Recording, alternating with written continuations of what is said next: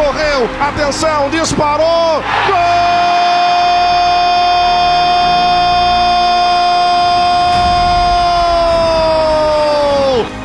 Sabe de quem? Sabe de quem? É Papo!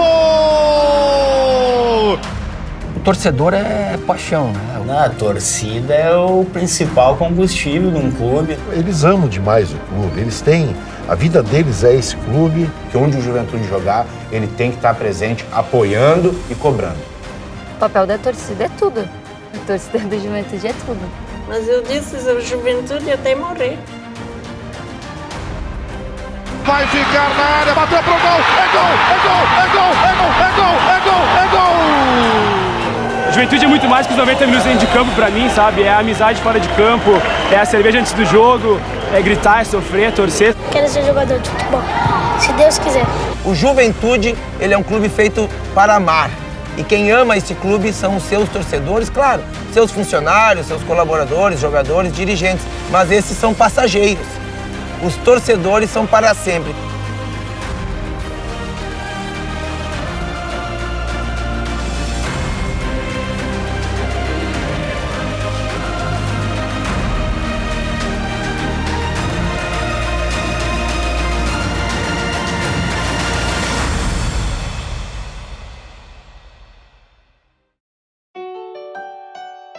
A história do Juventude se confunde com a história de Caxias. Toda a nossa região aqui era povoada e essa região mesmo de Caxias, ela foi doada em Sesmarias. Então tinha muitos portugueses, franceses, muitos alemães, norte-americanos, russos, suecos, suíços, além dos trentinos, né? E a maior parte dos italianos do norte da Itália. Um contingente grande de imigrantes com a experiência da mata, com uma experiência cultural nova para a qual eles não tinham um aparato adequado. É uma comunidade de imigrantes que se considera autossuficiente. Eles vão misturando seus hábitos culturais, suas comidas, acabam se tornando comuns. E a mesma coisa ocorre com a língua. Criam uma língua comum aqui. Os nossos antepassados tinham muito nas suas raízes uma identidade muito grande. E eu acredito que o Juventude seja realmente um reflexo disso.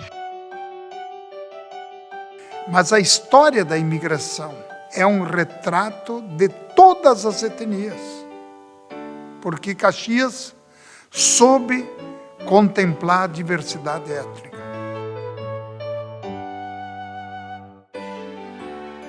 Caxias do Sul, em 1910, recém havia se emancipado e foi justamente o ano em que chegou o primeiro trem, a luz elétrica foi acionada para os cidadãos.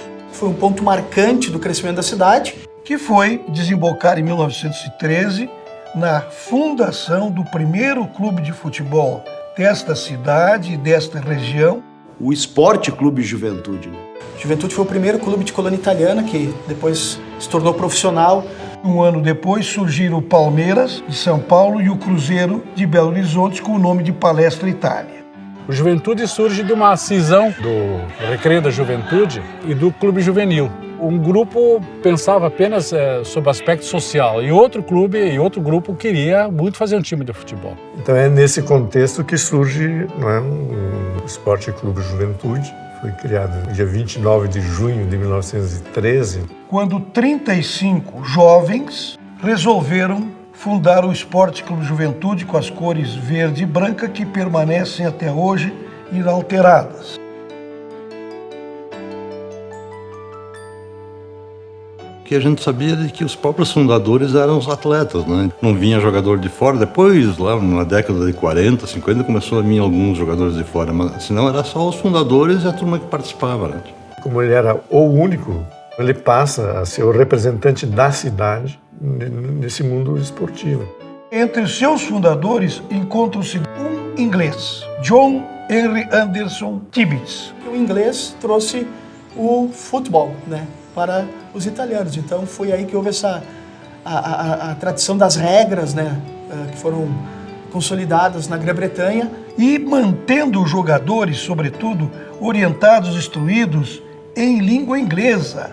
E ele era uma pessoa tão importante dentro da vida do clube que ele foi eleito o capitão do time. Porque ele realmente é quem mostra um horizonte que se descortina aí hoje há mais de um século, né?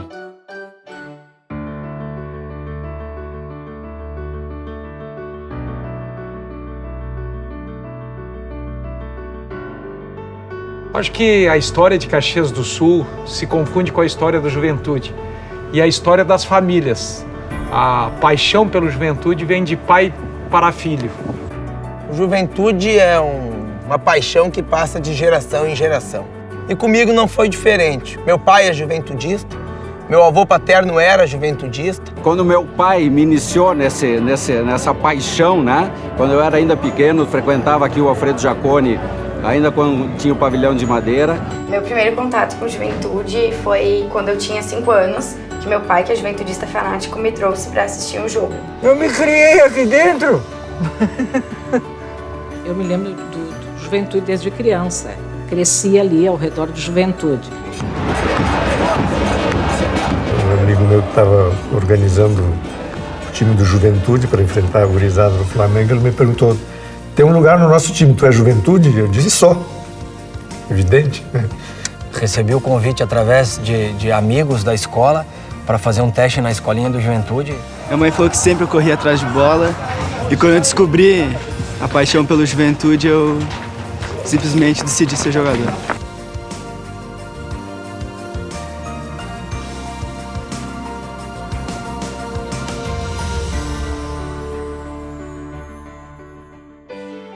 Na verdade, essa primeira vitória, essa grande vitória de 1919, é uma vitória que ela passa despercebida porque o futebol passava despercebido nessa época. Ele começa a despontar a partir de 1930, quando tem a primeira Copa do Mundo. O Brasil ouve falar, então, de seleção brasileira, do futebol como esporte nacional. A primeira vitória, essa conquista de 19, ela já coloca o Juventude no rumo das conquistas. Já não se joga mais futebol apenas para se divertir, se joga futebol para vencer. Em 1920, é o primeiro campeonato oficial de Caxias do Sul, patrocinado pela Federação Rio-Grandense de Futebol. E a decisão começa em Caxias do Sul, com 2 jogos, o Juventude ganha um, o Juvenil ganha outro, então a necessidade de um terceiro jogo decisivo em Porto Alegre, que o Juventude ganha o seu primeiro campeonato da cidade e a partida na soma termina 4-1 diante do seu arquirrival. Então, em 1935, surge uma história muito parecida com a conquista do Campeonato Caxiense de 1920. Diante do grande rival que iria se tornar o Flamengo, hoje Caxias, tem uma decisão histórica também igualzinha que aconteceu com o Juvenil, fora da cidade. E lá o Juventude conquistou o campeonato, ganhando por 2-0. A partir daí, o Juventude começou a se sentir um grande clube na região. E os torcedores do Juvenil, que haviam perdido, começaram a dizer que o Juventude só tinha papo. Papada é no sentido de que falavam bastante, falavam e gesticulavam e aquele negócio todo, saiu essa história de papada. Os juventudistas adotaram o termo e se transformaram no que é conhecida no Brasil inteiro a papada, a grande torcida alviverde do Esporte Clube Juventude até hoje.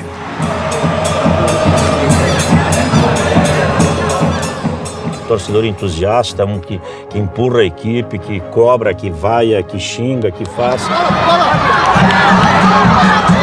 Uma torcida apaixonada, uma torcida que sempre está no estádio. Hoje, a torcida, a papada, está muito mais participativa, né? Está muito mais popular, está muito mais cheia, está muito mais cheia de vida. Nós fizemos uma torcida organizada, uma charanga, como a gente dizia na época. Era camisa 12, né? Também um período bom, e a gente viajava, ia para os jogos. A gente foi para todo que é lugar aí do Brasil e tem uma meia dúzia de torcedor que quando a gente viu os caras estavam lá, não sei como, mas estavam lá. Para mim, isso aqui é minha vida, esse estádio aqui para mim é minha segunda casa. Essa camisa que eu tô vestindo aqui para mim, eu visto ela todos os dias com orgulho. Eu admiro muito O pessoal que consegue ser torcedor mesmo, que não é fácil ser torcedor, sofrer com a equipe, chorar quando o clube não alcança o objetivo, aí tem um descenso, mas é muito legal quando eles se alegram por uma vitória, por um título, por algo importante que o clube conquista. O termo papo, segundo a história, começa por volta de 1920, quando o Juventude enfrentava o seu arquirrival, que era o Juvenil. A rivalidade sempre existiu e não adianta, né? A gente é ou não é. Porque nada mexe mais no mundo do que o futebol. O futebol ele é ímpar porque ele é amor, ele é ódio, ele é paixão, ele é ternura, ele é tudo ao mesmo tempo. Então o futebol não tem um segmento no mundo que mexa mais com as pessoas que a coisa chamada futebol. Bateu o pé esquerdo, gol!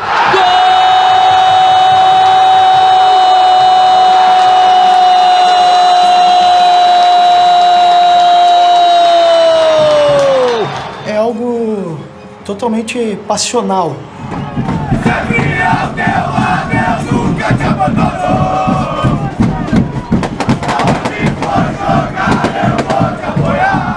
Tem que ter muita consciência e muita responsabilidade, porque no momento que você faz parte de uma torcida organizada e você está dentro de um clube de futebol, você também é responsável pela segurança sua, da torcida, dos demais torcedores e do espetáculo. A magia do futebol, ela ultrapassa qualquer razão. O futebol move milhões e milhões, né? Mexe com os sentimentos de muitas pessoas. E é preciso que o atleta profissional entenda isso e saiba retribuir dentro de campo. Não adianta se dizer aqui que o torcedor empurra o time. No meu entender é o contrário. É o time dentro de campo que vai fazer o torcedor ser cada vez mais apaixonado. Né? Eu acredito que é uma troca. A torcida depende do time dentro de campo e o time dentro de campo depende da torcida. Não consigo ver um time crescer sem a força da torcida. Eu tratava bem a torcida e elas me tratavam bem. Quando eu fui homenageado aqui, saiu até no jornal, tudo, até na televisão. A torcida estava tu precisa ver. A torcida foi junto mesmo com o time. A torcida que deixa boas lembranças. A paixão com que o torcedor da Juventude torce por Juventude é uma coisa que foi marcada e marca até hoje. Ficava feliz quando ganhava, ficava triste quando perdia, e tudo faz parte do futebol. Mas no fim das contas, eu acho que nós tivemos mais alegrias, né, do que tristezas. A torcida, quando você está bem, quando o time está bem, a torcida te ajuda muito, mas também quando não está bem, normal do futebol, a torcida cobrar. Eu acho que você tem que saber assimilar para poder pegar energias dessa certa crítica, né, para te fazer evoluir cada dia mais, porque somente assim a torcida vai continuar te incentivando do início ao fim. E a gente entrar em campo e o torcedor ovacionar e chamar o teu nome, e depois do gol ainda mais, a gente se sente muito bem, se sente nas nuvens. Historicamente, o Flamengo começa suas atividades em 1935, sucedendo o Juvenil, que havia encerrado as suas atividades 2-3 anos antes. Em 1950, o Campeonato Citadino tinha 4 times. Era Juventude, Flamengo, Fluminense e Janela. O Juventude, por ser o mais antigo, trouxe, na verdade, um benefício muito forte para a cidade. E com o advento do Flamengo, 25, 30 anos depois, também ajudou que essa rivalidade fortalecesse o futebol da cidade. A vontade de um crescer trazia a vontade do outro e tentar fazer a mesma coisa ou melhor. Dentre os 4, a grande rivalidade sempre foi entre os dois, né? O Juventude e Flamengo. Né? É um dos clássicos mais disputados que nós temos, não certamente no estado, não estou dizendo nenhuma novidade, mas em termos de Brasil também, vocês podem ter certeza. A melhor coisa que poderia ter acontecido para Caxias do Sul foi o nascimento do Flamengo, que depois viria a ser Caxias. A melhor coisa para os dois clubes e para o Juventude, porque havia, a partir de então, alguém com quem duelar, alguém com quem rivalizar. E essa rivalidade foi que manteve os clubes até hoje vivos nos campeonatos. Uma equipe contrata um atleta bom, o Juventude se obriga a trazer um melhor, o Caxias investe um valor, o Juventude tem que investir um ainda maior. E um clube depende do outro. Clube, se você está na gangorra, como normalmente existe a gangorra do futebol, se você está na parte de cima, você está servindo de espelho para o outro clube poder crescer. Esse sobe e desce de um e de outro é fantástico. É isso que faz com que o futebol sobreviva. Não é só isso, né? Claro que a administração, é a gestão, é o foco, tudo isso vem junto.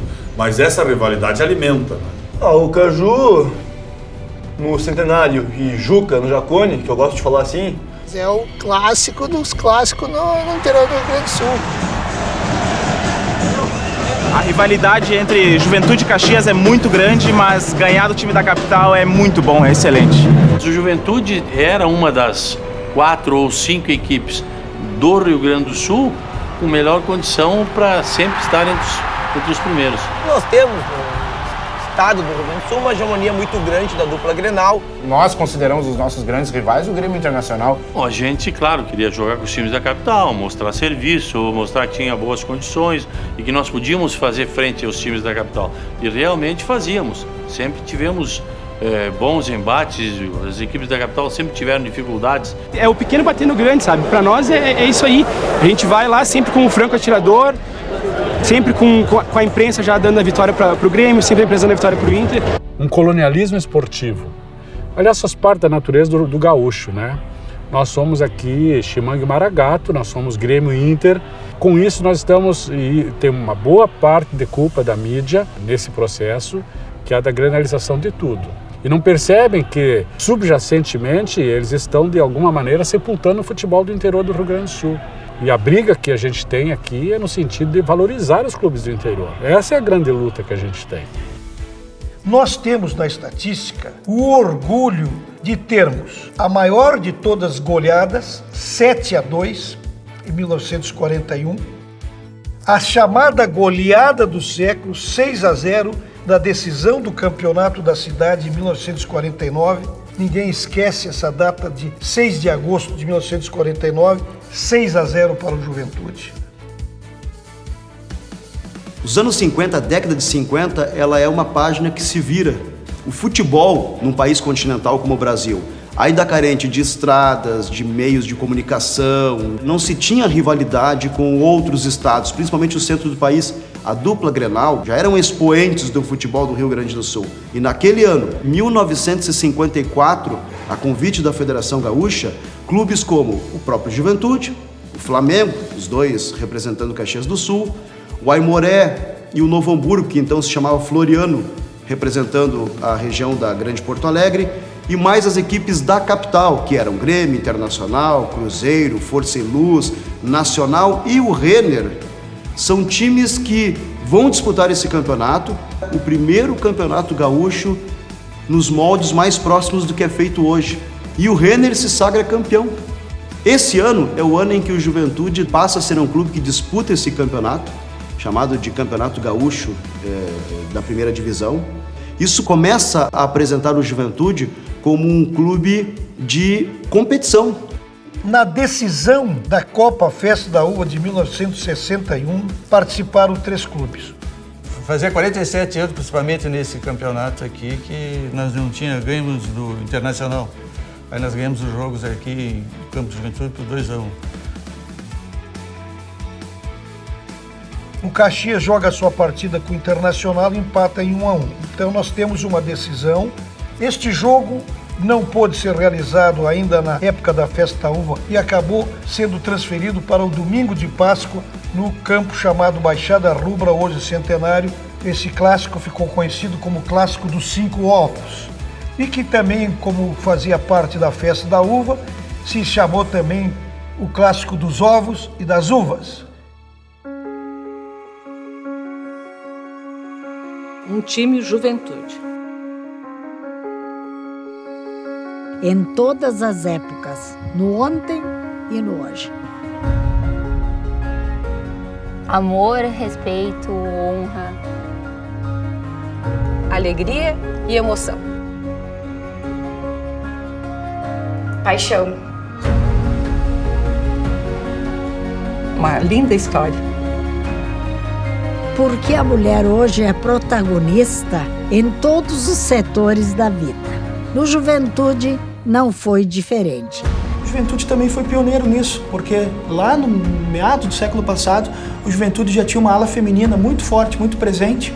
Por intermédio do seu Abrilino Guedes, que era muito amigo e muito juventudista, ele começou a dizer: escuta, guria, tu não tem ideia de fazer alguma coisa, as meninas, as moças, para entusiasmar mais? E foi aí que começou.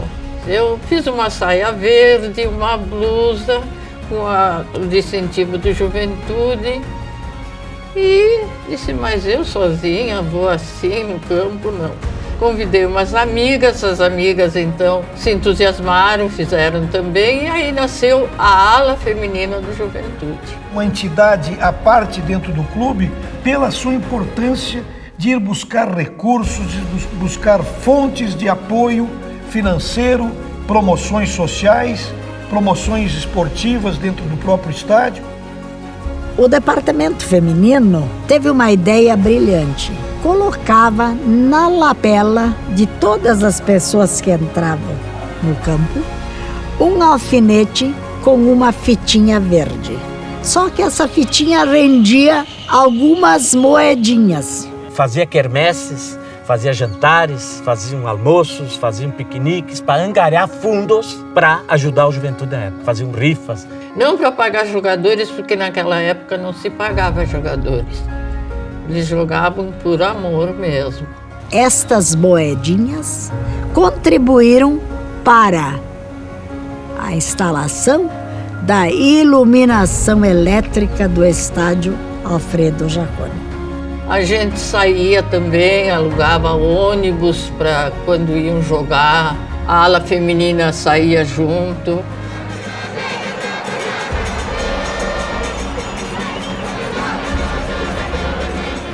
Ela é apaixonada, ela é enlouquecida, que nem da mesma forma que os jaconeiros.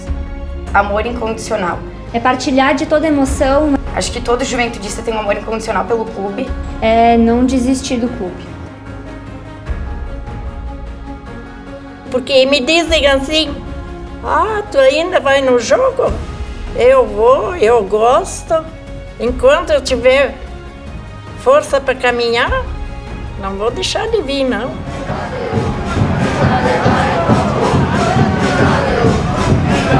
Como eu senti aquela alegria de ter a ala feminina, eu acho que toda mulher que tem amor ao seu time, ela deve ir ao campo. Naquela época não frequentava, a mulher não, os maridos não traziam as esposas. Meu pai foi uma exceção de eu criança, vim pro campo. Uma vez, nossa, uma mulher indo pro estádio, mas hoje já é. Aqui pelo menos tem bastante. Não tem essa de futebol, essa coisa de homens. Hoje, felizmente, se quebrou um pouco esse tabu, né? Eu ainda peguei um tempo que muitas vezes a mulher entrava no campo e tinha que ouvir gracinha. Isso passou, a presença feminina se tornou comum, principalmente no Alfredo Jaconi, que até na época da Série A chegou, por uma revista nacional, a ser eleita a torcida feminina mais bonita do Brasil. Eles se admiraram de ver tantas torcedoras no estádio como no Juventude. É o encanto dela ser realmente juventudista e dela trazer consigo esse espírito jaconeiro. As pessoas estão percebendo a mulher no futebol, mas o Juventude há muito tempo vem trazendo a mulher para dentro do clube. As mulheres da nova geração. Eu estou contando muito com muitas meninas no campo e quero promover mais participação. Por isso que o Juventude também se multiplica. As pessoas dizem: não, mas é uma questão de sangue. Não é uma questão, é uma questão de formação, de educação. O Juventude sempre trouxe a família para dentro. Algumas das principais lembranças da minha infância são aqui dentro do Alfredo Jaconi. Família, Jaconi, casa, tem tudo a ver. É uma emoção que incentiva todo mundo, a família, os filhos, todo mundo participa junto. De tarde nós vinha ao futebol e aí se não viesse ao futebol ele chorava e queria pai, vamos pro jogo. Então é impossível um filho de juventudista não ser juventudista. Eu sei que tem, mas são raros. Me lembro desde pequenininho as minhas vindas no estádio Alfredo Jaconi, acompanhado do meu pai, algumas vezes do meu avô, e hoje eu trago os meus filhos no Jaconi, fazendo a minha função, a minha missão de levar o amor esmeraldino de geração em geração.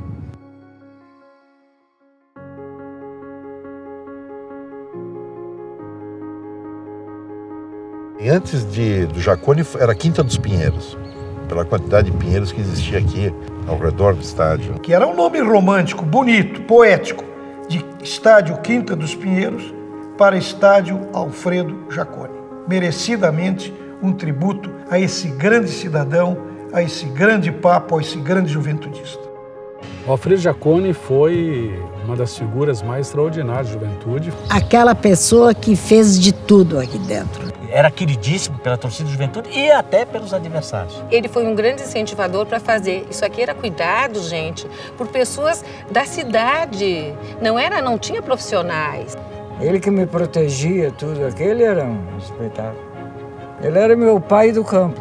Alfredo Jacone, por volta de 1927, 28, antes de completar seus 20 anos, já queria ser jogador do Juventude, que para ele não havia posição. Onde ele fosse escalado, desde que fosse para jogar no primeiro time do Juventude, ele jogava. Mas ele era o grande organizador, o grande incentivador, o grande líder, quando ainda não havia o profissionalismo que é hoje. Foi torcedor, jogador e dirigente. Ele tinha uma motoca, não sei se era uma lambreta, uma Vespa, que ele tinha. Imaginem a Porto Alegre naquela época sem asfalto, de moto. Em que ele levava documentos na federação, trazia documentação, ajudava o clube, buscava patrocínio. Se encarregava de ir atrás do fardamento, da bola do jogo. Depois começou a ser diretor. Transformaram Alfredo Jacone em técnico e treinador do Juventude. E em 1945, 46, ele se torna o presidente do clube. Uma pessoa que praticamente deu a sua vida pelo Juventude.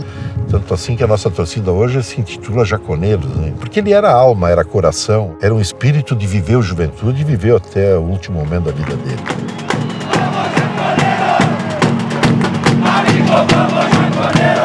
As atuais e futuras gerações precisam ser apresentadas a Alfredo Jacone para que, quando pronunciarem o nome da Casa Alviverde, saibam que eles não estão apenas pronunciando um nome, estão falando da própria história do clube. Até 1954, aqui, antes de disputarmos o Campeonato Gaúcho, esse estádio que se chamava Quinta dos Pinheiros, né? Estádio acanhado e tal. O pavilhão de madeira nem estava pronto. Quando o Juventude é convidado pela Federação Gaúcha de Futebol para participar do primeiro Campeonato Gaúcho Interclubes, o Juventude, então, tem que remodelar o seu estádio. E aí, uma forma de homenagear aquele que, na época, era o maior, considerado o maior símbolo do Juventude. Aquele que empresta nome e sobrenome à casa onde a papada frequenta e se emociona e vibra por este mais de século de história, né, que o Juventude tem. Na verdade, tem duas grandes passagens, né? A primeira com o Lili Sambit, que inaugurou esse estádio. A Juventude lançou uma grande campanha de arrecadação, fez uma maquete de um novo estádio, o slogan era Juventude Cresce, o Juventude vendeu títulos patrimoniais.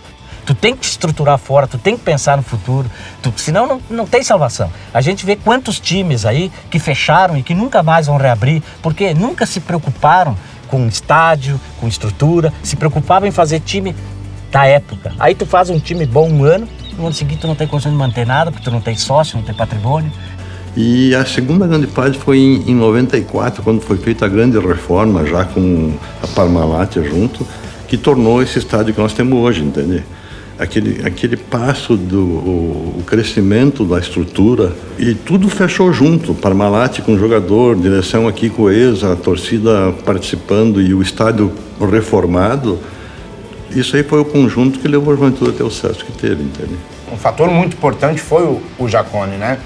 Todo clube, pequeno, médio ou grande, que vinha de fora para jogar aqui, ele tinha, né, esse medo, porque o Jacone, por ser muito próximo das arquibancadas, e por ser muito frio também, o clima nosso, por ser muito frio, a torcida obrigava a esquentar esse clima, a cantar, a impulsionar o time para cima do adversário. Sempre é muito difícil, porque é um jogo de muita qualidade, não só técnica, é de muita entrega, é um jogo de muita marcação, futebol gaúcho, característica.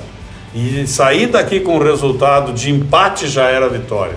Que é da terra da gente, a gente ama, a gente reconhece, né? Então, acho que o Juventude faz parte da nossa história. Né? Eu sempre ouvi meu avô, né? Em 92, por ali, eu tinha uns 4 anos, meu avô contando as histórias que ele trabalhou na construção do estádio, né? Eu não conheço no Brasil, talvez alguém conheça, um estádio ou um clube que tem um estádio no mesmo lugar há 100 anos. É uma curiosidade que eu tenho e eu olhando assim, a nível Brasil, não tem Pacaembu, não tem São Januário, é o Alfredo Jaconi que está aqui há 100 anos. Claro, com todas as remodelações que ele foi sofrendo, né? O Juventude tem a predestinação de ser o campeão dos centenários, de ter as estatísticas do clássico da cidade a seu favor, de ser o primeiro clube gaúcho e um dos poucos brasileiros que fez uma excursão vitoriosa pelo Oriente Médio. É o único clube gaúcho que jogou 15 vezes a Série A, disparadamente em relação na proporção a qualquer outro do interior. É o clube que conseguiu conquistar o tricampeonato do interior gaúcho. E o Juventude tornou-se o clube gaúcho que mais vezes chegou às decisões, às semifinais ou finais de todos os gaúchões. Deslocou a dupla Grenal em 1965, o primeiro clube do interior a ser vice-campeão do estado, com aquele time que tinha o Everaldo, que depois de 1970 vai ser tricampeão com a seleção brasileira no México. Everaldo Marques da Silva. Foi o grande jogador do Juventude, da seleção brasileira. Chega em Caxias do Sul. O técnico do Juventude era o Pastelão, né, um notório juventudista, mas que também era um técnico tão bom que foi técnico até do Flamengo, depois mesmo sendo reconhecido por todos e assumidamente juventudista. E durante o Campeonato Gaúcho de 1965, o treinador precisava de um lateral e ele resolveu puxar Everaldo. E é nessa posição que ele acabou se consagrando, né? E aí surgiu aquele grande time de 1965. O Everaldo fazia parte desse time, mas ele era do Grêmio e veio para cá emprestado. Fica um ano no time que foi vice-campeão gaúcho em 65, uma conquista histórica, foi o primeiro, depois de unificação do Campeonato Gaúcho em 61, foi o primeiro clube do interior que ficou à frente de um da dupla Grenal, sendo vice-campeão. E depois o Everaldo retornou para o Grêmio. 2 ou 3 anos antes da Copa do Mundo. E aí João Saldanha, lembra-se que Everaldo existe em Porto Alegre, porque naquela época costumavam-se convocar apenas os jogadores do eixo Rio-São Paulo para as seleções brasileiras. Se firmou como lateral esquerdo e foi titular da Seleção Mágica de 70. Um homem de um caráter extraordinário. Ele nunca deixou de lembrar e de fazer parte da história do Juventude. Bom, eu como qualquer criança, né, da minha faixa etária, sonhava em jogar futebol, né? Eu acho que toda a criança tem esse sonho e naquele momento, quando eu fui chamado para entrar no jogo, eu me senti como se tivesse realizado o sonho.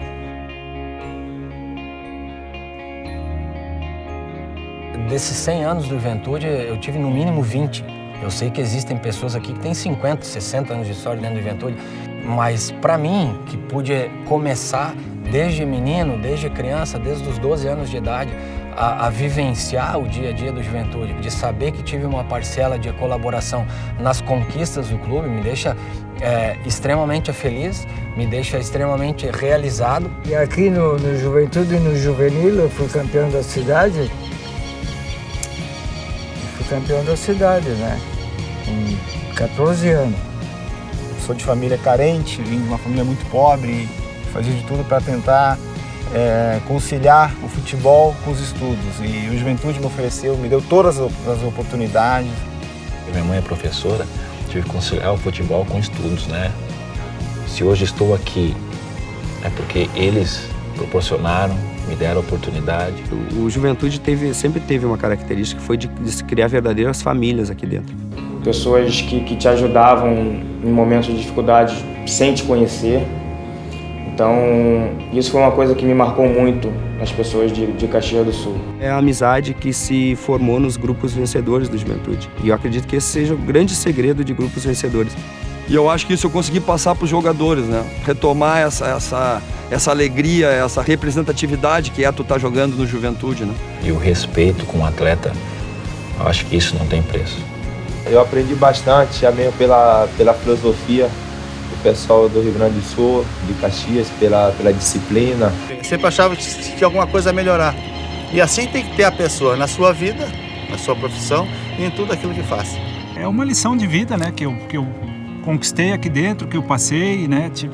Hoje eu devo muito ao Juventude pelo que me projetou, né? A nível depois de conseguir dar sequência na minha carreira a nível nacional. Eu tenho uma passagem que será inesquecível para mim toda a minha vida, que foi esse jogo final contra o Inter, né? No Estádio Centenário, quando eu entrei em campo, eu entrei antes do time. E eu escutei 2.000 torcedores gritando meu nome, mas não era um grito assim, lisca, era um grito de guerreiro. E aquilo ali mexeu, cara, muito comigo, né? Porque me obrigou, né, a ser competitivo, a me entregar pro jogo, né? E ser um comandante de todo aquele batalhão, né?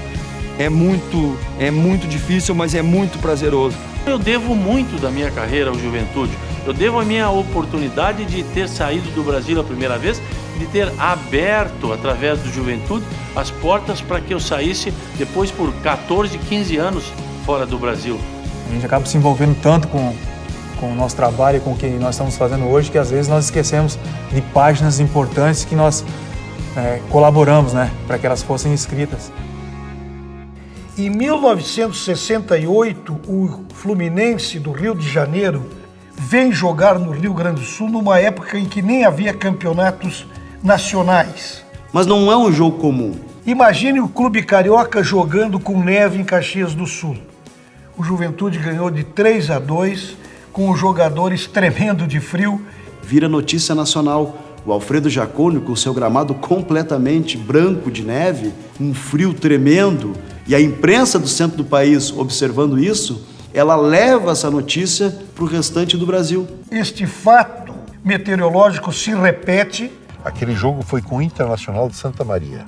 Olha, a neve aqui devia ter uns 10 centímetros, mais ou menos, era muita neve. Aí no intervalo do primeiro para o segundo tempo começou a chegar gente no campo que não parava mais, que não acreditavam que estivessem jogando futebol daquele jeito, na neve.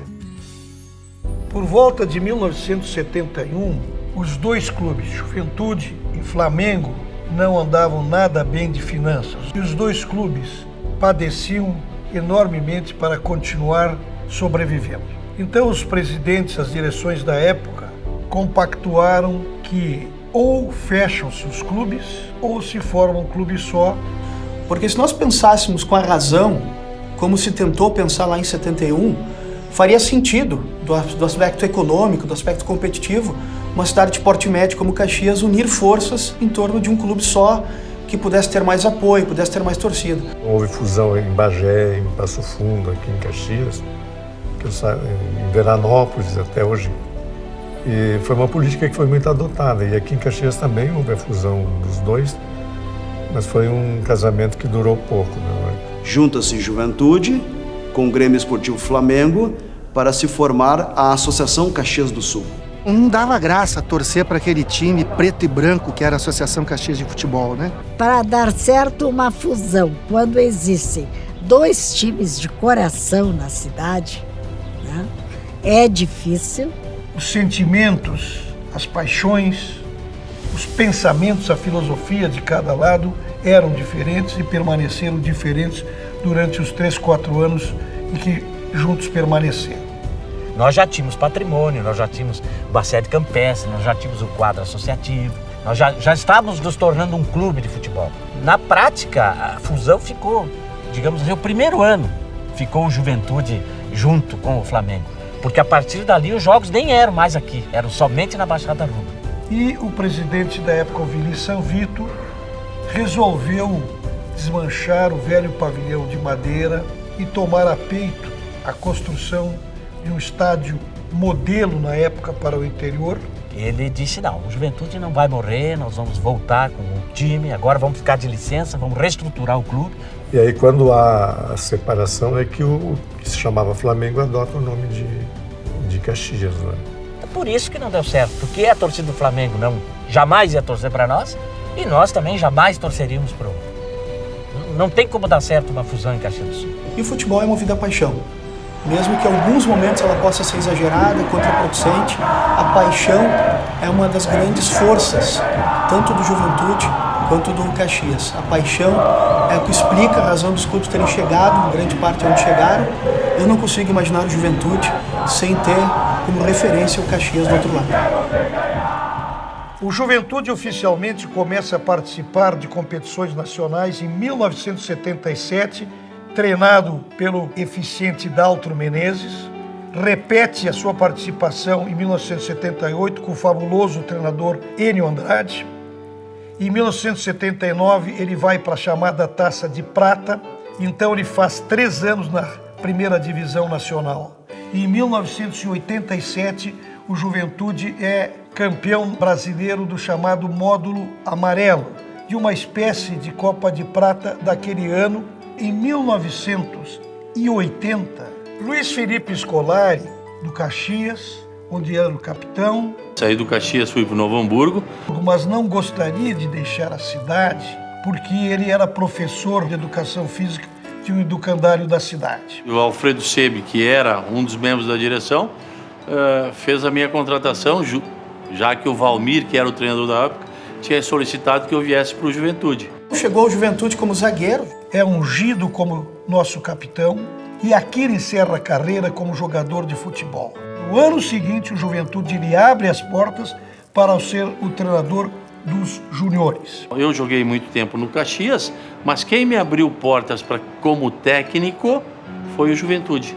Em 82, diante de um problema de saúde do Daltro Menezes, que era o técnico, o Filipão acabou comandando o Juventude numa excursão ao Oriente Médio e à Ásia, em que o Juventude voltou invicto, 6 jogos invicto.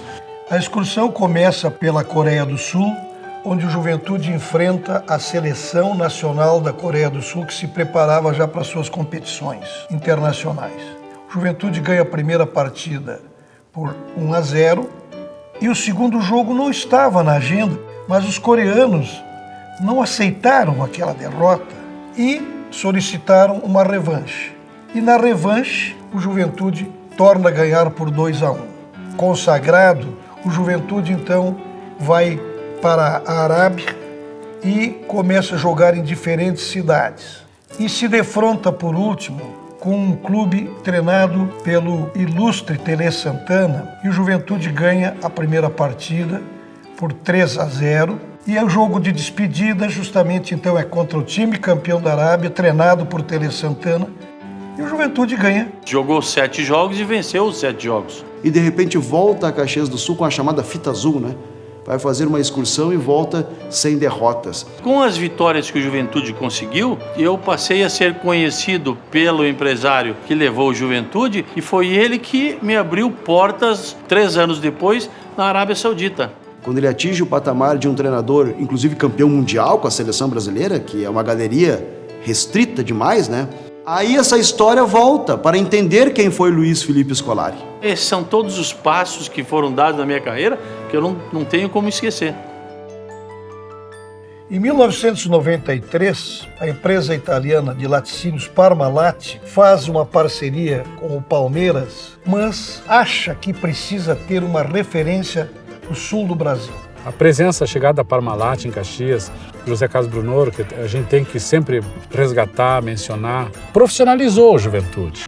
Nas semifinais da segunda divisão de 1994, tocou para o Juventude como adversário o Americano de Campos. Nas fases anteriores nós pegamos um grupo muito difícil, que tinha Atlético Paranaense, Ponte Preta, e só saía um do grupo.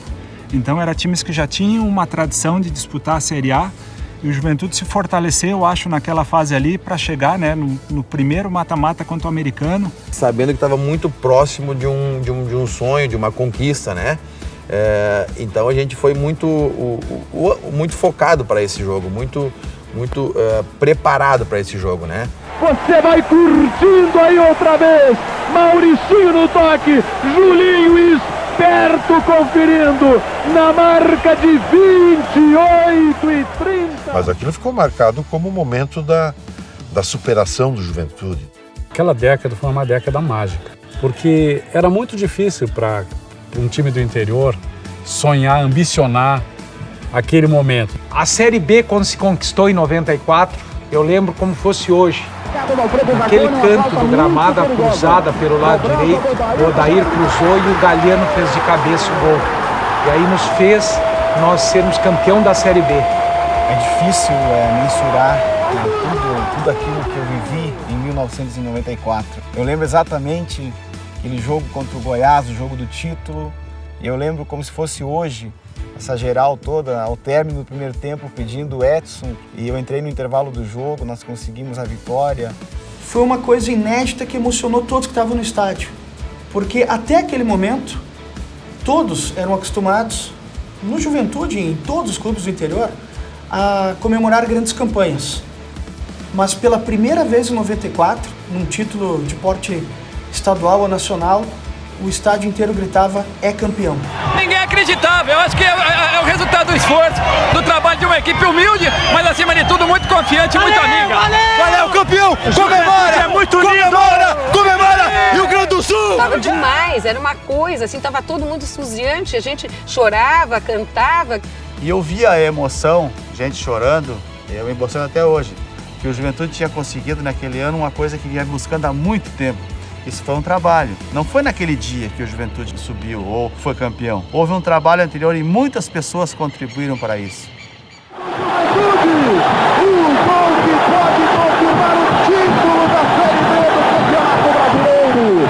O gol que pode dar a Caxias do Sul um título nacional de futebol. Só vi quando terminou o jogo que o juiz apitou que acho que explodiu.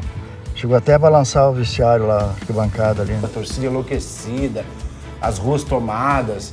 No outro dia, o pessoal ainda comemorando. Que o Juventude iria ser mais reconhecido ainda, né, no cenário nacional do futebol como um dos grandes do Brasil. Os melhores do futebol brasileiro são 20 e um é o Juventude. Brasil! Olha o Juventude, tchê! Olha! Era um título, né? E um título que a gente não tinha e precisava ter. E faz parte das duas estrelas que nós temos hoje na nossa camisa, uma delas a conquista da Série B. Havia gente que apostava, né, que assim como ele subiu, descia logo. Não, ele ficou 13 anos, né? Foi uma glória ser juventudista. Depois subimos para a primeira divisão na era Parmalat. Um período de grandes conquistas. Que repercutiu em todo o Brasil e fora do Brasil pela própria influência da empresa patrocinadora e deu ao Juventude um novo status. Ele conquistou o direito de estar na elite do futebol brasileiro.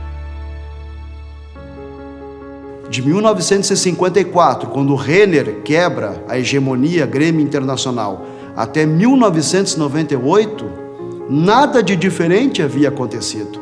E naquele ano de 98, com um time magnífico, o Juventude resolve dar umas pinceladas de verde e branco nessa história tão vermelha e tão azul de praticamente meio século no Rio Grande do Sul. A Juventude estruturou-se muito bem em 1997, para que em 98 tivesse um grupo muito eficiente, muito produtivo e que, com o treinador Loris Sandri, deu a resposta, tornando-se campeão invicto do Rio Grande do Sul. Eu tenho certeza que para quem viveu aqueles dias, para quem viu o Juventude dar aquela volta olímpica em pleno Beira-Rio, dizendo ao Rio Grande do Sul, ao Brasil, de que ele era o campeão do estado naquele ano, para esse torcedor que viveu, é possível ouvir o eco daqueles gritos, o brado do torcedor, é possível reviver tudo isso. E para os mais novos que não viveram, que não tiveram essa oportunidade, eu tenho certeza que serve até como elemento encorajador na busca de outros momentos iguais. Um clube do interior gaúcho vai lá em Porto Alegre, dentro do Beira-Rio, e conquista o Campeonato Gaúcho. Talvez ninguém projetasse, ninguém imaginava o Juventude campeão no Gaúcho, muito menos invicto.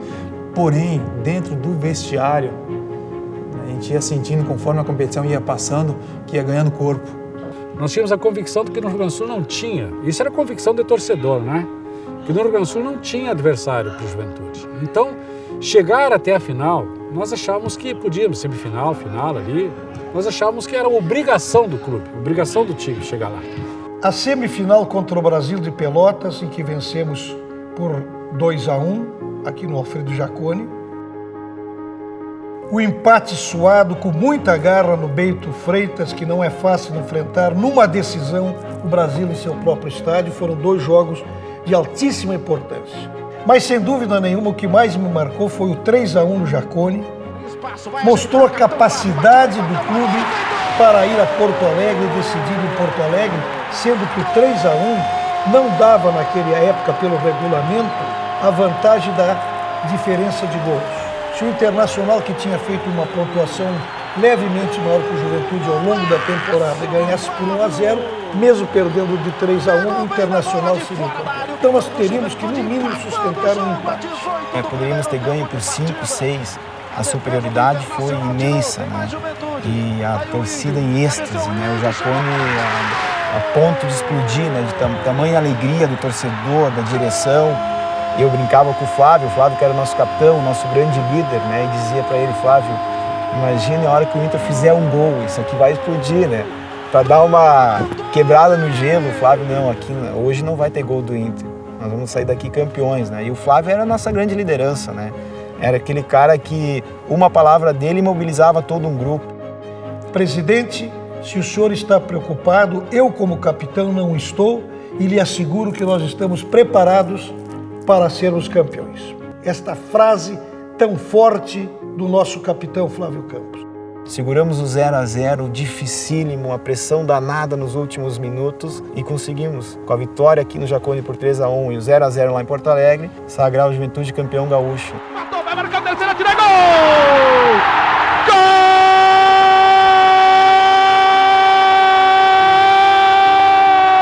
Gol do Juventude, Lauro! 22 minutos e meio de partida, segundo tempo. Adeus, Inter! Começa a se construir um título inédito! Que alegria! A papada está em festa, Lauro! Foi uma entrada triunfal em Caxias, muito foguete, foi até a madrugada a festa. Saber que tu podia abrir o jornal e tava na capa lá, o Juventude é campeão gaúcho. Pegava outro jornal, abria, meu, nação campeão gaúcho. Ligava a TV, meio-dia, na notícia da noite, o Juventude é campeão gaúcho. Da tapada, como se autodenominam os torcedores do Juventude. Festa em Porto Alegre, festa do interior. Essa torcida fanática grita 59 anos depois, campeão gaúcho de 98! Ele desbanca o gigantismo da dupla Grenal para ele impor ao Rio Grande do Sul uma conquista que há meio século não acontecia. Então o Juventude já vai desafiar as fronteiras, ou além das fronteiras do Rio Grande do Sul, quem estivesse pela frente.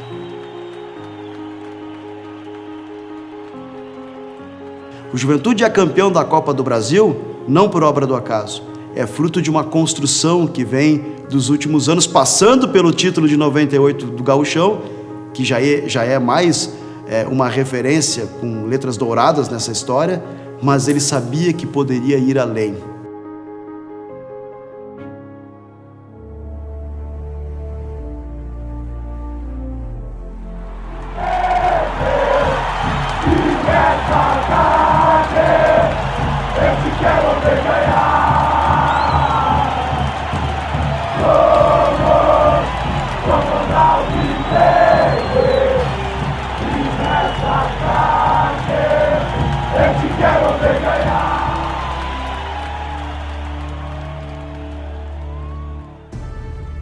O ano da conquista começa por eliminar o nosso adversário em Brasília, diretamente lá, sem a necessidade do segundo jogo.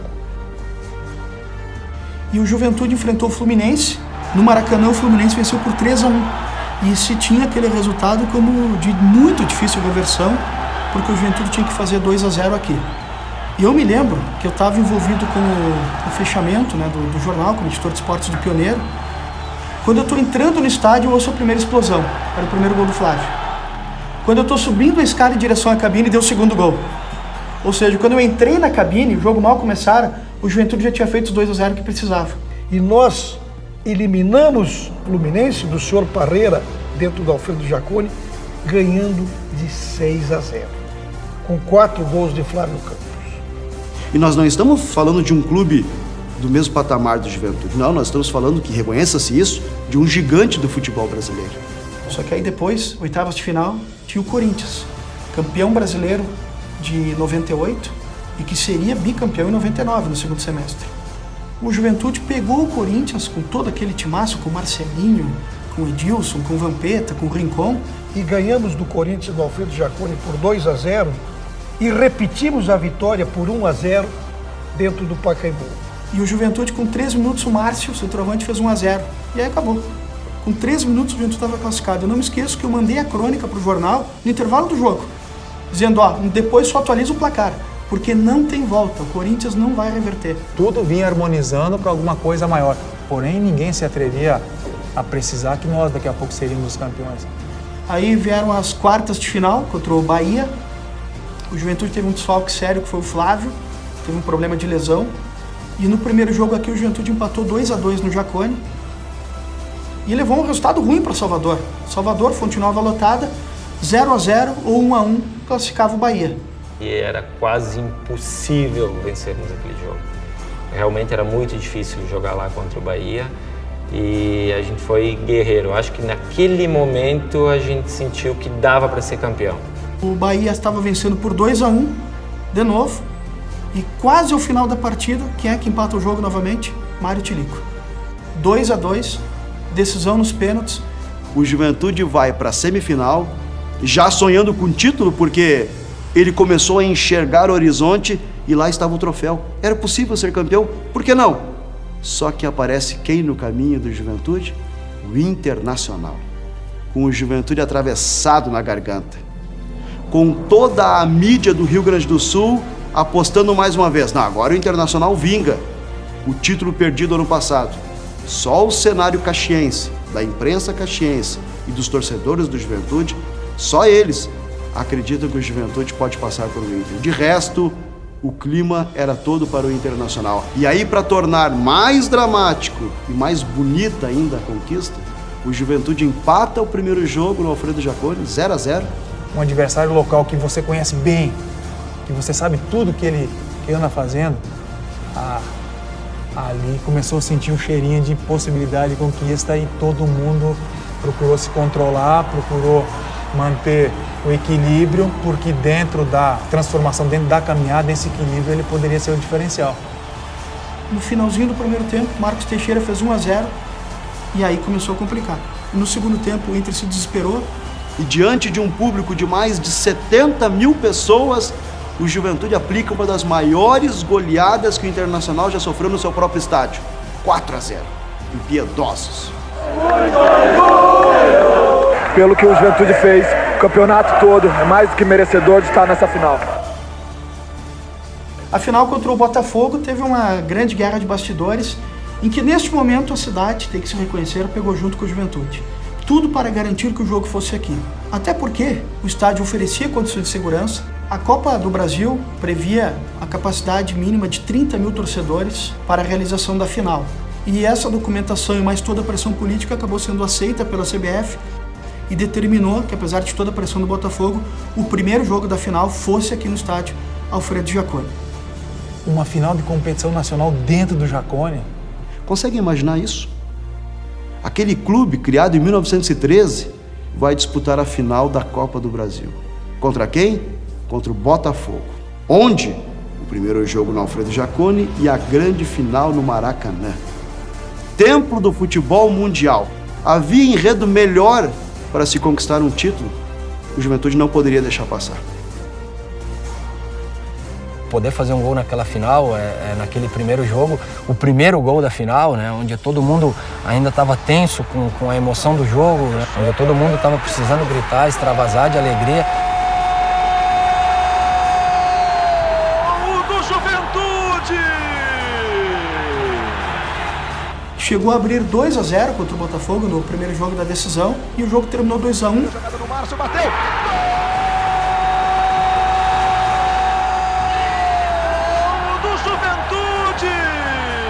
O Capone foi expulso para evitar um contra-ataque. Nem esperou o juiz puxar o cartão vermelho e já foi saindo de campo com a torcida aplaudindo, né?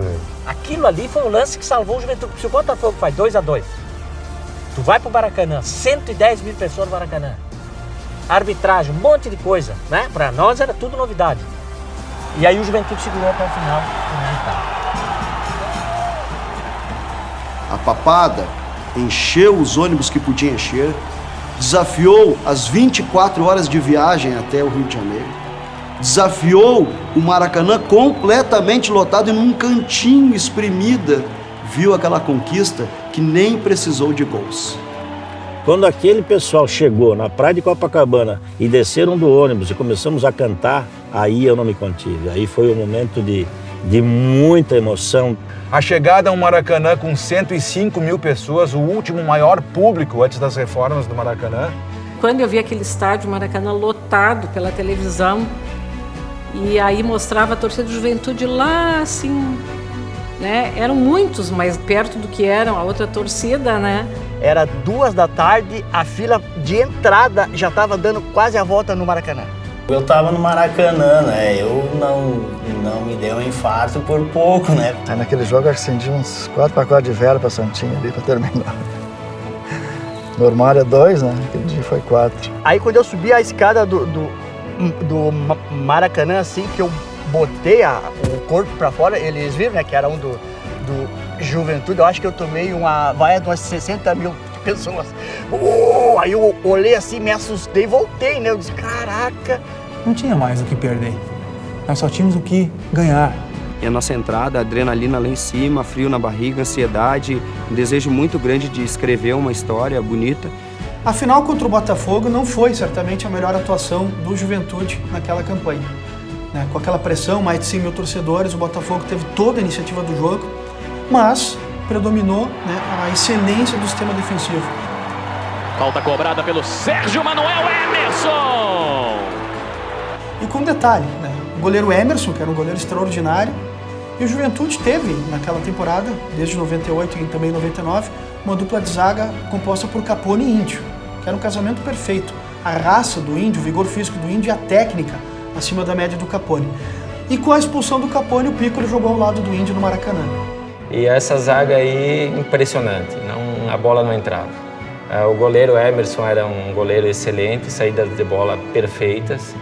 E a nossa equipe de meio de campo, na frente, era um time perfeito. Toca no Abilha, aí vem Juventude e dispara pelo meio Márcio. É sempre perigoso Juventude, assim, um tiro de longe. Um perigo, a batida do Maurílio. O Botafogo pressionou, criou escanteios.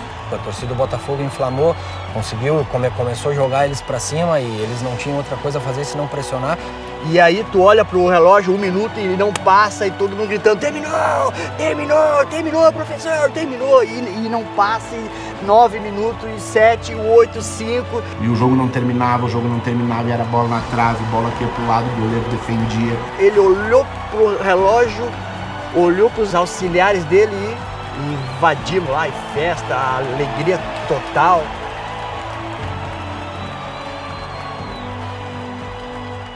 E o Juventude calava o Maracanã e conquistava o maior título da sua história. E, aliás, um dos maiores títulos da história do futebol do interior do Brasil. Relaciona o Botafogo com o Juventude em termos nacional. Valoriza mais a nossa conquista por esse fato. Nós não estávamos jogando contra ninguém. Nós estávamos jogando contra simplesmente um Botafogo que teve Didi, Garrincha, Amarildo e outros tantos jogadores. Com fé em Deus que nós íamos chegar a esse título, esse é o objetivo nosso. E hoje nós estamos aqui para agradecer, porque Ele nos fortaleceu e nos capacitou nesse dia. Nós chegamos humildes, correndo por fora, como sempre falamos, e agora ganhamos esse título. E para o Juventude a importância é muito grande. E nós estamos aqui decidindo e ganhando o título da Copa do Brasil. Premia uma amizade, um respeito, uma união muito grande.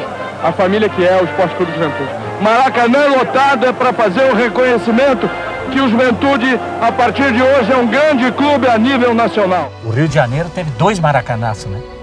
Em 50 com o Uruguai, né? E com o Juventude lá, né? Então, o Juventude foi privilegiado, fez o Maracanaço lá. É demais, ótimo a gente vir aqui para isso. Acho que o Juventude, por tudo que fez durante todo o campeonato, mereceu. E tu ia para Copacabana, tu só via torcedor de Juventude. Eu nunca vi tanto torcedor de Juventude fora de Caxias do Sul. Eu digo, pô, Rio de Janeiro se pintou de verde. Todos eles, né? Davam um jeito de se aproximar e pedir uma camisa, uma flâmula, uma manta, né? Porque o Rio de Janeiro foi muito frio, né? 21 graus, eles põem manta e casaco de pele, né? Marca muito aquele Maracanã lotado e aqueles atletas, aquela comissão técnica, o Mico, que não está mais aqui entre nós, Valmir Louruz. Tudo isso aí marca muito. Eu nunca sofri tanto na minha vida, mas também quando deu Eu não sabia o que eu ia fazer. Foi uma coisa assim inexplicável e inesquecível. Quando do aeroporto até a gente chegar ali no Governador, todo mundo na janela, banando, largando foguete. Mas uma coisa marcante nessa descida em Porto Alegre foi que aí não tinha mais gremista, não tinha mais colorado. Tinha sim os gaúchos torcendo por um clube gaúcho. O governador Olívio Dutra fez com que o Juventude se dirigisse até o Palácio Piratini para receber uma homenagem oficial do chefe do estado do Rio Grande do Sul. Nos puxou as orelhas porque tínhamos ganho do Inter de 4-0, ele é um grande colorado. E a chegada a Caxias foi algo impressionante, porque havia torcedores desde a RS 453, lá na altura do Mart Center, até o estádio Alfredo Jaconi. Na praça, em cima do caminhão do Corpo de Bombeiros, foi uma das maiores festas que essa cidade já teve. Muita gente chorando, muita gente quase que não compreendendo que façanha era essa. Foi um momento inesquecível. A cidade para. O Brasil se debruça sobre essas imagens para então reverenciar esse time que definitivamente está colocado num patamar diferente no cenário do futebol brasileiro. Só que agora ele está em meio aos seus. O time volta, a torcida o abraça e o Juventude passa a viver uma nova história. Aqui dentro do gramado, quando minha esposa entrou no gramado com meu filho, isso foi fantástico.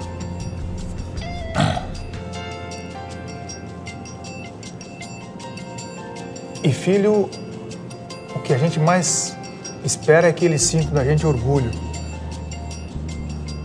E era exatamente o que o torcedor sentia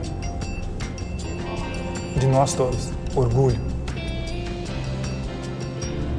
Eu vou viver 100 anos, talvez, dentro do futebol e eu não vou ter essa sensação, porque não vai ter um outro Jaconi para eu entrar. A alegria que tu sente da alegria do torcedor. Tu fica muito mais satisfeito numa situação como essa do que no momento que tu conquista o título. Que tu vê as pessoas, o que tu fez para as pessoas. Saudoso Valmir Louruz comandando essa equipe, né? Fazendo, tocando, andando, puxando. E ele sempre fez um trabalho excelente em todas as equipes e ele era uma pessoa que eu tenho uma admiração muito grande. Extraordinário. Com aquela calma dele, ele tomou conta do grupo, ele tinha o controle completo do grupo de jogadores.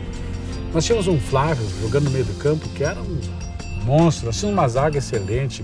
Nós tínhamos um ataque mortal, o ataque de Juventude era mortal. Um time que jogava bem pelas pontas. Era um time completo aquele de Juventude. E não era só o time, era um elenco. Tirava um, colocava outro e rendia. E deixa bem claro, o time de Juventude não foi montado por mim. Foi algo feito pela direção anterior. Eu simplesmente trabalhei com o grupo já pronto. A pressão que foi passada para os jogadores do Juventude, para o treinador do Juventude, para a comissão técnica, para a direção, e a direção ter conseguido, juntamente com a sua comissão e seus jogadores, passar por cima disso. Isso é uma coisa épica. E esta é a força do esporte. É levar o nome da sua cidade, levar a marca da sua gente para além das fronteiras da sua cidade, do seu estado, do seu país, como é o caso do Juventude, que teve classificação para uma Libertadores e levou o nome da cidade de Caxias do Sul para todo mundo. Poucos acreditavam, né? Se você, no início do campeonato, fizesse uma enquete, eu acho que poucos citariam o Juventude como um dos finalistas. Isso foi para nós a maior glória que o Juventude já teve. Ao longo de 13 anos seguidos, o Juventude permaneceu na Série A do futebol brasileiro. E já havia participado em 77, 78, por 2 anos, então o Juventude soma 15 anos na Série A. A gente passa a sonhar grande. Toda vez que vinha um clube aqui, a gente achava que havia obrigação do Juventude de ganhar. E quando o time ia para fora, aí vem também o sentimento do torcedor. O juiz vai roubar, porque nós somos impossíveis. Né? Então, aí serviu de base para o Juventude saber que precisava muito mais do que só um bom treinador e bons jogadores. Então, nos anos seguintes, eu lembro que a gente trabalhava com uma pré-temporada muito forte e a gente começava a competição muito forte. E a gente já adquiria na ponta os primeiros jogos. Então isso aí livrava nós da zona do rebaixamento. E muitas vezes a gente se viu lá em primeiro e segundo lugar na competição, na metade da competição. E eu acho que foi aí que a gente conseguiu se manter tanto nos 3 anos. Tudo era novidade para o Juventude, né? A gente não estava acostumado com esses estádios grandes, Maracanã e Morumbi, Serra Dourada e Mineirão.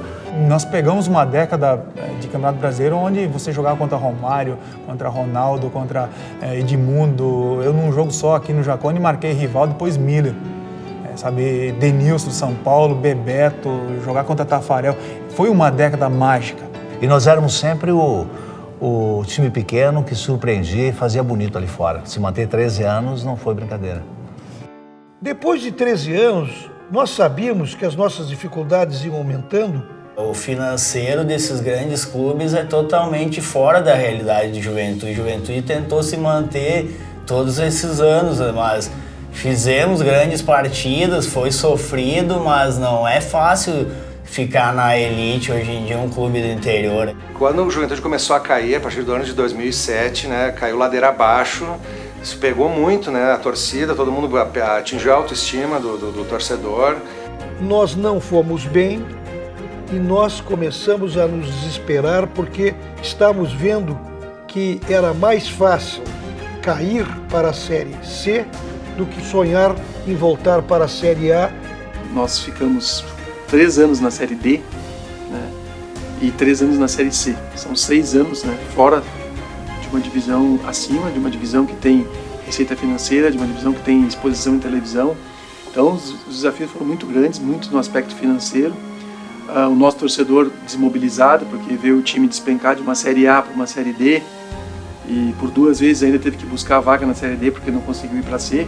Foi muito difícil, né? Mas foi um trabalho árduo, né? Feito por todos os abnegados que vieram aqui para o clube, conselheiros, as diretorias que passaram nesse período, que conseguiram galgar degrau por degrau até chegar à Série B.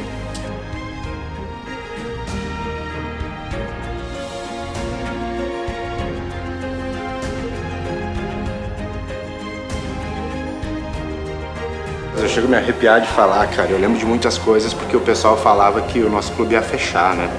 A papada correspondeu plenamente. Ela veio para o estádio, ela acreditou, ela foi jaconeira sempre. Eu sempre dizia, né, que aqueles que sorriram na nossa queda, um dia eles iam chorar na nossa volta, né, cara? Porque a gente ia voltar e o Juventude ia voltar a ser grande. Por problemas que tivemos, né, eu diria assim, estruturais, o Juventude teve um problema muito sério e nós acabamos caindo de forma acelerada, né, para categorias inferiores. A impressão que nós tínhamos é que dali seria custoso sair, porque a Série D é muito intricada. E era mata-mata, e é estilo Copa do Brasil. Onde a gente precisava ganhar de 2 gols de diferença e ganhando de 1-0 com um gol meu. A gente toma o gol de empate e teríamos, acho que no máximo 10 minutos para fazer 2 gols. A força da torcida, né? Aí começou a gritar, eu acredito, eu acredito. Aos 43, um pênalti para nós, a nosso favor. Peguei a bola, me passou muitas coisas na cabeça, muitas coisas na cabeça. Era um momento muito importante, não somente para mim, mas principalmente para o Juventude, para a torcida. E graças a Deus deu certo. E logo na sequência, o Douglas subiu para cabecear, cascou a bola. E eu segui junto no lance. O Brenner meio que dividiu com um zagueiro e a bola sobrou para mim. E a bola passou somente onde tinha que passar. Se eu chutasse mais forte, mais fraco, sem dúvida nenhuma, o zagueiro ia tirar. O juiz apitou, eu já saí de campo e vim correndo pro vestiário porque eu queria manter o foco. queria manter os pés no chão. Poder fazer um gol em um jogo tão importante para mim foi uma felicidade imensa. A gente tinha mais um mata-mata, a gente não tinha o acesso naquele jogo ainda, a gente tinha mais um mata-mata, aquele ali era o primeiro mata para conseguir passar para outra fase. Quando a gente conseguiu passar, pegamos o Metropolitano e depois conseguimos o acesso para a Série C.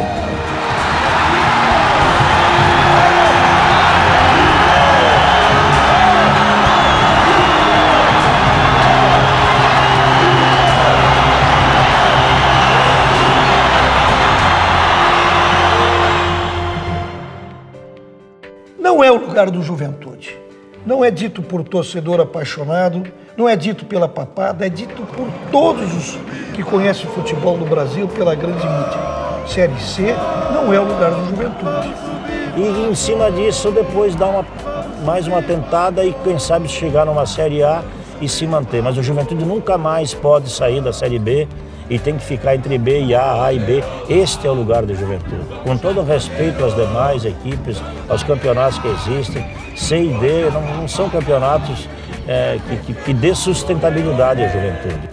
Mas isso é adaptação. A gente precisa de um pouco de tempo para maturar novamente e logo o Juventude está no lugar dele. Lá em 2011 nós ganhamos o título do interior do estado, um jogo lá em Veranópolis, nós fomos os melhores do interior. Nós ganhamos uma Copa La Ciuguine, nós ganhamos uma Copa Hélio Dourado, né? Nós figuramos nas finais do Campeonato Gaúcho, né? Dos últimos anos aí, estamos figurando. Então isso tudo nos dá uma condição de ver que as coisas estão melhorando, né? Nós precisamos ter maturidade, confiança, muito equilíbrio, olhar para frente, sem esquecer das lições que nós tivemos no passado e dar a eles a capacidade de competir de igual para igual com qualquer time em qualquer lugar, seja dentro de casa ou fora de casa. Todos os grandes clubes, em algum momento da sua história, eles precisaram necessariamente passar por dificuldades, porque só assim você vai ter noção exata da sua grandeza. O sonho dele ia ser grande de novo, como já foi, né? Mas vai ser, eu acho, né? Aqueles de raiz juventudista continuam com a sua paixão. O juventudista é juventudista sempre. Eu tenho na minha vida 3 coisas, a família, a empresa e o clube. E quando o clube ganha, eu me sinto realizado. Acho que todo juventudista tem um amor incondicional pelo clube e apoia ele até nos momentos não tão agradáveis. Um sonho ver o Juventude no auge do futebol brasileiro novamente. O Juventude na Série A disputando grandes jogos com os principais clubes do futebol brasileiro aqui no Jacone. E eu tenho certeza que está no caminho certo para poder voltar aos grandes momentos, que é o que o torcedor merece. Gente, é possível. Se já fizemos uma vez, é possível fazer novamente. E a torcida sabe dessa responsabilidade. É mais que um lazer, é um dever que a gente presta para o Juventude, torcendo, ajudando ele, apoiando. Como torcedores, como atletas, como dirigentes, eu acho que manter essa tradição, manter essa paixão pelo Juventude é a questão fundamental da identidade histórico-cultural do município de Caxias do Sul. O Juventude nunca enrolou a bandeira dele, sempre foi o Juventude. Então eu acho que é 100 anos mesmo, 100 anos de glória. E graças a 35 guerreiros, há mais de 100 anos atrás, tem um século de paixão que envolveu uma cidade, que envolveu um estado e que conquistou um país. E eu acho que a missão de todo torcedor do Juventude de hoje é fazer com que daqui a 100 anos essa paixão esteja viva, mais viva do que nunca, e que tenhamos mais adeptos e que seja assim pelos séculos e séculos. A oportunidade de participar de um jogo festivo nos 100 anos do Juventude, graças a Deus, Deus me deu saúde para isso, é um momento assim diferenciado na minha vida. Marcante mesmo pelo fato de eu fazer parte de uma história tão grande de um clube que eu sei que eu sou um dos jogadores importantes que passaram por esse clube, porque o clube é muito grande, teve muita gente que fez história aqui, muita gente antes de mim, antes até mesmo de eu nascer, que ralou muito para que o Juventude tivesse essa história bonita que tem. Fantástico, para mim foi bastante gratificante saber que eu faço parte da história hoje de um time tão glorioso que nem é o Juventude. sair do Juventude, né? Falar com orgulho que eu passei pela Juventude, o clube que me formou.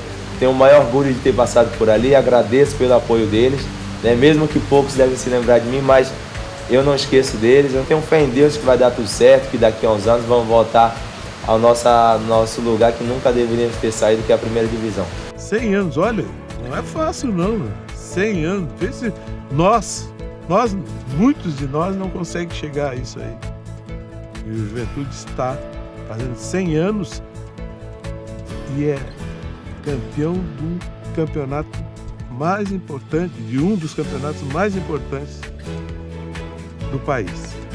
Percorra o interior do Brasil e veja quantos tu consegue aproximar desse feito. Esse clube é um clube de Caxias do Sul, é um clube de muita tradição, é de um clube de muitas famílias que se doaram, que se deram, que se entregaram a esse clube. Eu não sou de uma família juventudista. Eu me tornei torcedor de Juventude quando eu senti a necessidade do futebol entrar na minha vida. Eu gosto muito de futebol e eu senti a necessidade do Juventude entrar na minha vida. Você vem ao estádio, você vê jovens, é mulheres, é rapazes, jovem, é uma torcida que se renova. E isso para um clube é o sinal de que jamais vai morrer. A renovação de sua torcida, jamais esse clube vai morrer. Pelo contrário, a tendência é crescer. As escolinhas, a gente vê um fator de transformação social. A gente não vê só, talvez, criando um atleta para o Esporte Clube Juventude. Nós estamos educando campeões para a vida, formando cidadãos. O que permite o Juventude se refazer, se reorganizar, se reencontrar e daqui a pouco desenhar um novo capítulo da história é sim porque tem uma categoria de base sustentável. Em 63 já existiam escolinhas aqui no Juventude para as crianças pequenas, que já se preparavam para depois passar a ser juvenil para seguir a carreira, alguma situação no futebol. Uma emoção de fazer um gol contra um time grande, um time pequeno, mas não importa, fazer gol é o mais importante. E hoje a gente tem vários destaques na nossa categoria de base, meninos que saíram daqui, o exemplo de Bressan, o Alex Teles, o Ramiro, o Fomo, todos os meninos que acabaram virando, o Zezinho, todos os meninos que iniciaram desses 10 anos e foram subindo de categoria até chegar ao nível profissional aí. Através da categoria de base, fazer com que o atleta seja reconhecido pelo clube, seja reconhecido, a sua história seja contada ligada ao clube. Com determinação, com muito treinamento. Vários deles conseguiram chegar na seleção brasileira, alguns em grandes equipes como a Europa. O Juventude é convidado anualmente para participar de competições na Itália. E nessas competições na Itália leva seus jovens. E os seus jovens acabam, muitos deles, fazendo negócios por lá. A Juventude, então, é um fornecedor internacional. Hoje mesmo o Juventude é consagrado como um clube AAA em categorias de base. Hoje a gente tem uma estrutura, né, de todas as categorias de base. Tem um técnico, geralmente tem um auxiliar técnico também, né, as categorias maiores ali contam com massagista, fisioterapeuta, departamento médico, né, tem toda a estrutura do CT, que tem 4 campos, ginásio, alojamento, alimentação, tudo mais para esses meninos possam ter tudo condições para eles poderem chegar ao nível profissional. A estrutura é muito boa aqui, a gente gosta daqui, o sintético é bom, o campo lá em cima também é bom, os profissionais são legais. Pela valorização das categorias de base, que sempre foi, né, o coração, né, do Juventude e de qualquer clube que tenha a grandeza, né, que o Juventude tem.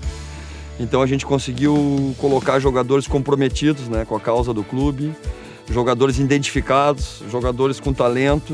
Faço treinamentos físicos, coletivos e a gente vem se preparando para os torneios de competição, gauchão. Eu gosto mais de correr, físico, chute a gol, isso é o que eu mais adoro.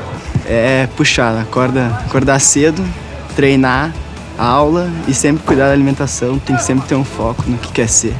Então eu vejo que a persistência e o querer é o que faz a diferença lá na frente para conseguir ser atleta profissional. É um sentimento inexplicável. Para mim, particularmente por ser da casa, né, criado aqui na categoria de base, tenho um sentimento muito maior, pela minha família ser juventudista também. Desde criança eu sempre amei o futebol. Eu não queria ser jogador de futebol ou pelo status ou pela parte financeira que o futebol pode dar, sabe? Eu sabia que o futebol teria esse poder de mudar a minha história, assim como mudou. Mas não era isso que me chamava mais atenção, que me motivava. Era sim o amor pelo jogo. Quando nós tivermos assim, dentro de um grupo de 11, 6 titulares que sejam formados aqui, que tenham história dentro da Juventude, nós vamos começar a ver que os resultados vão começar a acontecer. A Juventude tem esse reconhecimento de um clube formador, né? E esse ano provou mais uma vez que dá sim para confiar nos guris da base, vamos dizer assim, né? O importante também foi a contratação de alguns jogadores experientes que ajudaram no processo de crescimento desses jogadores mais jovens. Então, assim, tudo foi feito, foi bem planejado, foi bem pensado e no final o objetivo foi alcançado. O Juventude é o maior time do mundo para mim. E tu pega um jogador meio que já jogou em grandes times do Brasil, ele vem aqui, o Juventude é mais um, né? Todo clube tem que ter uma categoria de base, um suporte que vem da base. E esse ano o nosso plantel foi composto por 60% de categoria de base. São pessoas que entendem o real valor do Juventude para a comunidade caxiense. São pessoas desde o porteiro aqui do Juventude até o presidente, a gente dá maior valor a isso, até porque a gente depende deles para entrar aqui dentro de campo e dar nosso melhor. A gente faz tudo por eles também. Torcida, direção, atletas, funcionários. E quando isso acontece, quando todo mundo busca o mesmo objetivo, todo mundo tem um norte para ir e todos fazem força e remam para o mesmo lado, isso facilita muito. Eu acho que é o grande segredo de sucesso, não só para a Juventude, eu acho que como qualquer objetivo na vida. Eu acredito sempre na união de todo mundo, né? E é isso que a gente acreditava desde quando nós conseguimos o acesso para a Série C e agora com acesso à Série B. Eu acredito muito na união que nos levou a isso. No começo da competição aí da Série C, estávamos ganhando lá na Arena do Grêmio até os 47, tomamos um gol de empate. Ali já começou um pouco de dificuldade, depois tivemos 3 derrotas seguidas, perdemos 2 dentro de casa. Nós precisávamos ganhar os 2 últimos jogos, era um em casa e o outro fora, e torcer por uma derrota de um adversário. Nós fizemos a nossa parte primeiro, né, conseguimos as 2 vitórias. Quando vencemos fora de casa e o Ipiranga empatou com o Guarani, permitindo que o Juventude chegasse nas finais. Tinha o desafio próprio de cada um, né, que era essa cobrança, que era cada dia evoluir, sabendo a dificuldade que era a Série C. E a gente sabia que ia pegar pedreiras na frente, né, como foi o jogo do acesso contra o Fortaleza. Aquele que decidiu o nosso retorno para a Série B. Tiramos um peso grandíssimo das costas e recolocamos o Juventude em um lugar que eu espero que não saia nunca mais, né? Possa se firmar na Série B e depois ir beliscando a Série A também, como nós havíamos planejado desde o começo do nosso trabalho. Eu acho que dá para comparar o retorno da delegação que veio de Fortaleza, mais ou menos a mesma empolgação, ao mesmo tipo de festividade, de comemorações que o Juventude recebeu da sua torcida quando retornou do Maracanã, do Rio de Janeiro, com a conquista da Copa do Brasil em 1999. Sem dúvida foram competições semelhantes no sentido de ganhar, de conquista, de representatividade nosso clube perante todo o Brasil.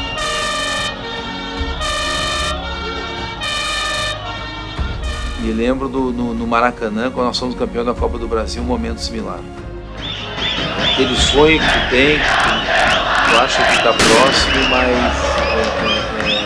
só concretiza ele quando o árbitro apita. E o final do jogo foi muito tenso.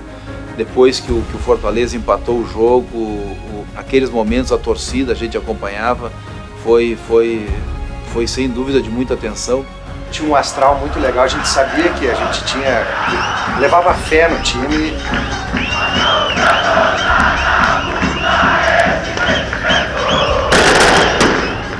Vai ficar guardado como um dos grandes momentos, as grandes alegrias que o Júnior deu. Para mim foi um momento muito emocionante, caí no vestiário chorando porque foi uma alegria imensa e depois fui para o campo comemorar com meus companheiros, nada mais justo que fazer isso, né, porque todos nós fizemos parte disso. Assim, incrível, tu sentia aquela... de ficar sem saber o que pensar na hora, de não cair a ficha, né? sabendo que a gente calou mais uma vez 65 mil pessoas e é um sentimento único que vai ficar guardado para sempre na memória. Sentimento de alívio, sentimento de dever cumprido, né? Um sentimento do trabalho realizado. Mas a maior emoção foi chegar em Caxias do Sul e ver toda aquela mobilização do aeroporto até o estádio. Crianças nas janelas, idosos, mulheres, enfim, todo mundo acenando, todo mundo vibrando, todo mundo vestindo as cores do Juventude. E isso me deu a clara sensação que o orgulho de ser juventudista retornou, e isso é a maior satisfação que eu tenho hoje. O resgate da autoestima do torcedor. Isso realmente não tem preço. Caxias estava verde e branco quando a gente chegou, né? Saiu juventudista de onde não tinha, né? A festa que essa torcida fez foi um momento único. E ver a emoção deles, poder transmitir a minha emoção que a gente estava passando naquele momento. E é só agradecer mesmo mais uma vez a essa torcida que nos apoiou esse ano. Tanto na fase ruim que tivemos, quanto na fase boa. Se Deus quiser, a gente vai trazer muito mais alegrias para ele. Então, torcida do Juventude, dê força a esse verde e branco, porque ele realmente merece, e essas pessoas que estão na direção fora do campo também merecem o apoio de vocês. Todo mundo costuma falar no futebol, né, que o torcedor é o 12º jogador. E eu costumo dizer o contrário, que a torcida do Juventude, sim, é o número 1. Depois vem todos os 11. Acredito que ser torcedor do Juventude é algo que transcende a razão. O torcedor fanático, ele está acostumado com a angústia, né? Eu acho que o torcedor, ele gosta disso, ele gosta dessa, será que vai dar, será que não vai dar, né? Eu acho que o que nos diferencia de times, tipo super times, Barcelona e tal, é justamente que a gente, tudo é sofrido, então a gente gosta, tem um lado meio masoquista nessa história. Se fosse por razão, acho que a imensa maioria não seria, porque a razão do futebol impõe vitórias. E para um time que perdeu tanto nos últimos tempos e tem tantos jovens na arquibancada, isso é paixão. E se fomentar paixão, vai longe. Eu quero jogar no Juventude porque eu posso mudar a história do time. E a gente conseguiu, cara. Hoje a gente tá aqui, a gente pode se abraçar, comemorar, chorar, porque o Ju voltou a ser grande.